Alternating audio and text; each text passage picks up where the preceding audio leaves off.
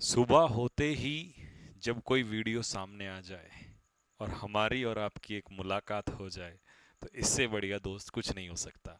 कैसे हैं भाई आप सभी लोग? तो चलिए आज हमारा सेशन है, सेशन नंबर 20 फ्रेजल वर्ब्स का। इस सेशन में खास बात यह है कि जितने भी हमने आपको होमवर्क दिए थे, आज वो सारे के सारे होमवर्क के आपको आंसर जो है वो मिल जाएंगे, प्लस कुछ अलग से आपको फ्रेजल वर्ब्स मिलेंगी। ठीक है, तो पहला क्वेश्चन क्या है भाई? पहला क्वेश्चन था कम राउंड। कम राउंड का मतलब क्या होता है? देखिए, कम राउंड का एक मतलब तो होता है किसी की बात से सहमत होना, और एक मीनिंग होता है जो यहां पर दिया है, that is to become unconscious. एक सेकेंड, नहीं नहीं, टू बिकम अनकॉन्शियस, अनकॉन्शियस नहीं, टू बिकम कॉन्शियस होगा। तो ये तो ऑप्शन में नहीं होगा। रिगेन्ड स्ट्रेंथ, ये भी नहीं बैठेगा। तो यहां पर ना गलती हो गई है। कम राउंड का मतलब होता है बेहोशी से होश में आना। ठीक है, जैसे यहां पर है, ये रहा, वह गर्मी में बेहोश हो गई थी लेकिन कुछ मिनट बाद होश में आ गई। She fainted in the heat but came round after a few minutes. ठीक है, तो इसका मतलब हो जाएगा टू बिकम कॉन्शियस। इतना मीनिंग यहाँ पे लिखना है आप लोगों को। ये इसमें अन जो है इसको हटा देंगे। कम राउंड का मतलब होता है बेहोशी से होश में आना। ठीक है भाई, तो ये इसका आंसर बैठ जाएगा। अच्छा, अगर मान लो सपोज करो इसी को हम ऐसे ले लें भाई, यही ऑप्शन अगर बना होता तो फिर इसमें रिगेन स्ट्रेंथ आ जाएगा। ठीक है, अगर मान लो यही पेपर में ऑप्शन देता है, वैसे तो मैं बताऊं ये बाय मिस्टेक ही दिया है यहाँ पर, टू सीधा आंसर आता है टू बिकम कॉन्शियस। ठीक है, तो मैं आपको, क्योंकि यहाँ पर ऐसा तो है नहीं कि मैं कोई वैसे क्वेश्चन करा रहा हूँ, यहाँ तो मैं आपको मेनली सिखा रहा हूँ, तो यहाँ पर मैं खुद ही करेक्शन अभी कर देता हूँ इसके हिसाब से। ठीक है, चलो, क्योंकि पेपर में यही क्वेश्चन जो है यही बनता है, बिकम कॉन्शियस। ओके, चलो जी, नेक्स्ट अगला क्वेश्चन। अच्छा, एक चीज और यहां भी देखना, यहां पर तो बेहोशी से होश में आना है। ठीक है, अगला, after a long discussion she finally came round and agreed with the. तो समझ में आ गया, ये कम राउंड का मतलब एग्री होना भी होता है, सहमत होना भी होता है। नेक्स्ट, यर्न फॉर का मतलब क्या होता है? यर्न फॉर का मतलब होता है किसी चीज की बहुत ज्यादा इच्छा करना। लॉन्ग फॉर या डिजायर फॉर समथिंग। ठीक है, तो सेम आ गया, to strongly desire for something, किसी चीज की बहुत ज्यादा इच्छा करना। हेड फॉर, देखिए जैसे हम कहें ना कि भाई पेपर के बाद अब जब पेपर खत्म हो जाएगा तो we will head for the mountains, हम पर्वतों की तरफ निकल जाएंगे भैया, क्योंकि हमें जो है वनवास लेना है। तो नहीं, हेड फॉर का मतलब होता है going towards the mountains, coming from the mountain. नहीं, जब आप किसी चीज की तरफ मूव करते हैं तो आप कहते हैं हेड फॉर समथिंग, किसी विशिष्ट स्थान की ओर बढ़ना। ठीक है, या move towards a specific place, किसी विशेष स्थान की तरफ मूव करना। नॉकआउट का क्या मतलब होगा? देखिए, नॉकआउट को आप ऐसे समझ लीजिए, नॉकआउट का मतलब होता है, जैसे मान लो मैंने आपको पंच मारा, ठीक है, तो आप एकदम से पंच लगते ही नॉकआउट हो जाओगे। तो नॉकआउट का मतलब ये भी होता है किसी टीम को बाहर कर देना भी होता है और किसी को बेहोश करना भी होता है। तो मेक समवन अनकॉन्शियस। ठीक है, दुश्मन को हैं अनकॉन्शियस कर देते हैं, तो किसी को बेहोश कर देना, ठीक है, आमतौर पर मार के। और किसी को गेम से बाहर निकाल देना भी नॉकआउट ही होता है, जैसे कहते हैं ना नॉकआउट गेम है ये, तो वो भी इसका आंसर होता है। ठीक है, जैसे ही was knocked out by a single punch, एक पंच में उसको बेहोश कर दिया गया। केविन का मतलब क्या होता है? देखिए, केविन का मतलब ये भी होता है, सरेंडर भी होता है, घुटने टेक देना भी केविन होता है। और जब कोई दीवार कोलैप्स हो जाती है तो उसे भी हम लोग केविन ही कहते हैं, ये भी याद रखिएगा। ठीक है, तो ढह जाना, ये भी आंसर होता है इसका, है ना, अंदर की ओर किस चीज का गिर जाना। टनल जो है वो क्या हो गई? केव्ड इन हो गई, मतलब वो गिर गई, कोलैप्स हो गई। ठीक है, प्रोवाइड फॉर, देखो इसको समझो, प्रोवाइड फॉर का ये मतलब था कि जब आप आने वाले जो समय होता है ना, जो बुरा समय होता है, उस बुरे समय के लिए, या आप कहते हैं मुसीबत के समय के लिए कोई चीज प्रदान करते हैं किसी को जो उसको जरूरत हो, तो उसे कहते हैं प्रोवाइड फॉर। तो इसका मतलब डिमांड हेल्प फ्रॉम समवन ना, मीटिंग अरेंजना, सपोर्ट करना किसी को। ठीक है, किसी को जरूरतों का ख्याल रखना, आर्थिक रूप से किसी को मदद करना। सप्लाइड द नीड, मतलब जिस जो जरूरत है उसको वो जरूरत पूरी करना, इसे कहते हैं provide for. She is waiting for him to ask, अब ये तो शायद मैंने अभी आज ही कल में दिया था आपको, कि वो इंतजार कर रही है कि वो उसको बाहर घुमाने ले जाने के लिए बोले। तो ask someone out, ask out का मतलब क्या होता है? आस्क आउट का मतलब होता है किसी को बाहर डेट पर या घुमाने के लिए ले जाना। Invite someone on a romantic date. ठीक है, तो अगर आप किसी को डेट पर ले जाओगे तो आप उसके लिए बोलोगे क्या? Ask out. ध्यान रखना आप लोग भी आगे के लिए। ठीक है, द मैनेजर पास्ट, ये भी अभी आजकल में दिया था आपको कि मैनेजर ने उसके प्रमोशन को क्या कर दिया, इग्नोर कर दिया। तो पास ओवर, पास ओवर का मतलब होता है इग्नोर कर देना किसी चीज को, ठीक है।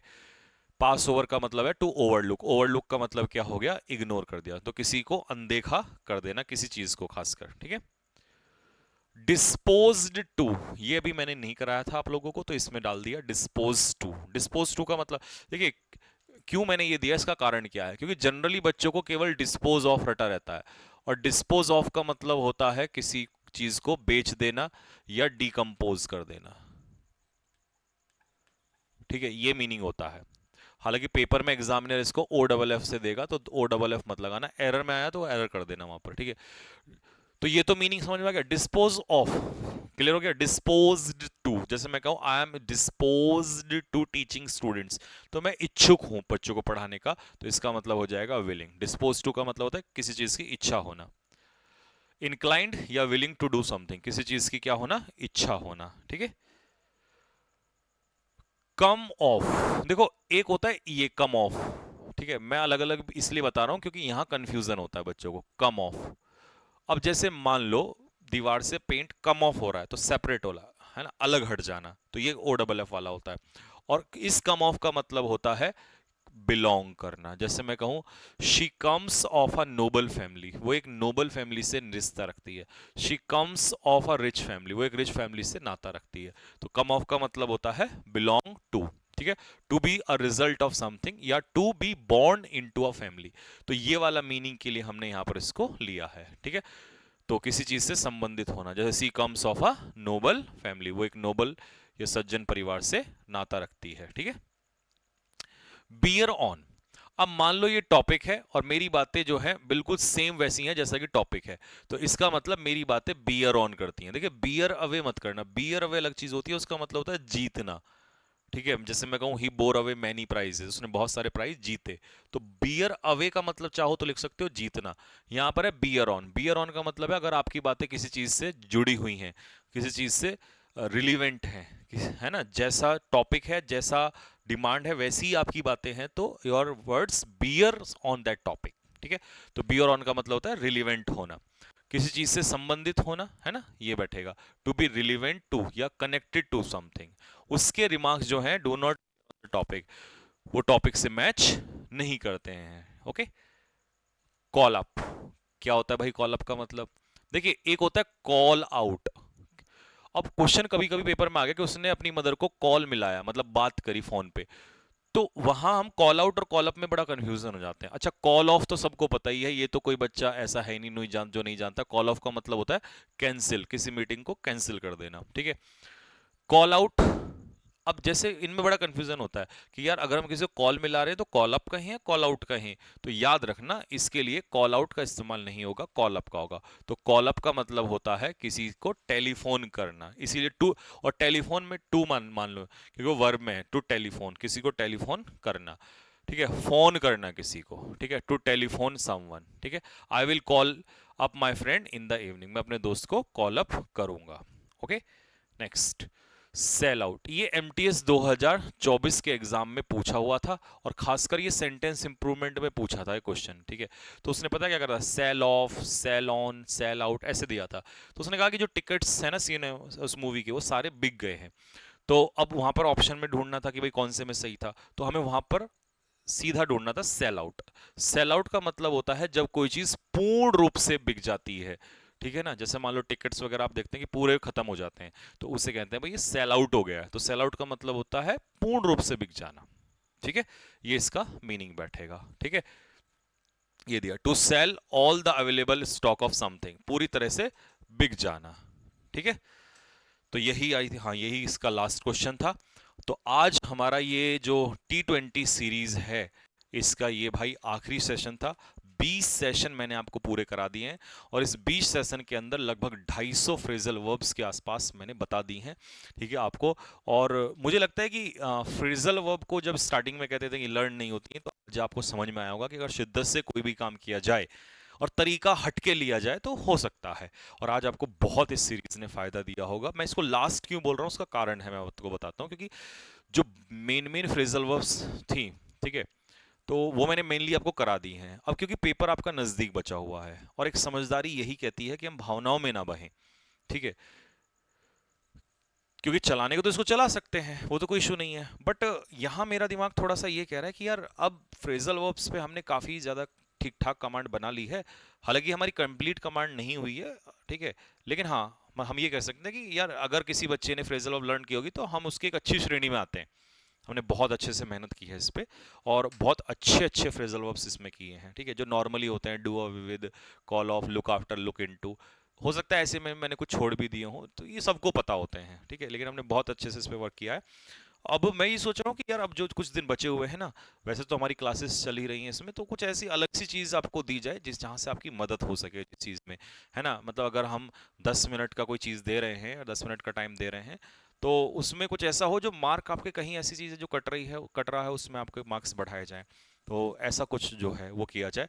तो आप मुझे बताइए इस वीडियो के नीचे, क्योंकि वोकैब को तो नहीं मैं लाऊंगा, क्योंकि वोकैब में मैंने रैंकर सीरीज में खूब दे दी आपको, और T10 सीरीज चल रही है, ठीक है, तो अगर T10 सीरीज चल रही है तो मुझे नहीं लगता उससे बेहतर कुछ हो सकता है ना, 10 मिनट में, फिर वो तो तब था जब आपके लिए ऑलरेडी वोकैब ना चल रही होती, ठीक है, तो वोकैब तो ठीक है, उसमें तो दिक्कत है नहीं।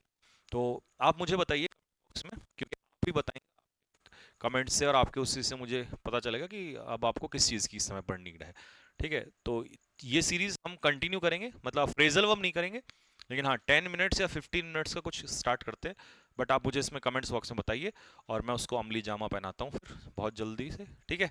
तो आप मुझे भाई फटाफट सारे बच्चे कमेंट्स करो, जिस चीज़ की मुझे लगेगी कि यार इसके सबसे ज़्यादा कमेंट्स इस समय पर हैं और बच्चों को वास्तव में इस चीज़ की नीड है, वो हम लोग अगले टाइम, अगले बचे हुए जो भी 10-15 दिन बचे हुए हैं उसमें स्टार्ट कर देंगे, ठीक है। और फटाफट इसमें कमेंट्स डालना जो भी आपको फील करता है। ये चीज़ें मैंने बता दी कि वोकेबलरी के लिए अब इसमें कोई नहीं डालेगा, क्योंकि वोकेबलरी का कोई अब वो नहीं है, मतलब जितना होना था वो हम वोकेबलरी T10 सीरीज में खींच ही रहे हैं वहां पर, और बड़े बड़े अच्छे स्तर पे खींच रहे हैं, वो आपने देख भी लिया होगा, ठीक है। तो बाकी आप इसमें कमेंट्स छोड़िएगा और फिर हम आपसे मिलते हैं उसी चीज़ को लेकर जहां मुझे लगेगा कि इस चीज़ की सबसे ज़्यादा इस समय पर बच्चों को नीड आ रही है, ओके। तो ठीक है भाई, मिलते हैं आप लोगों से, तब तक के लिए जय हिंद।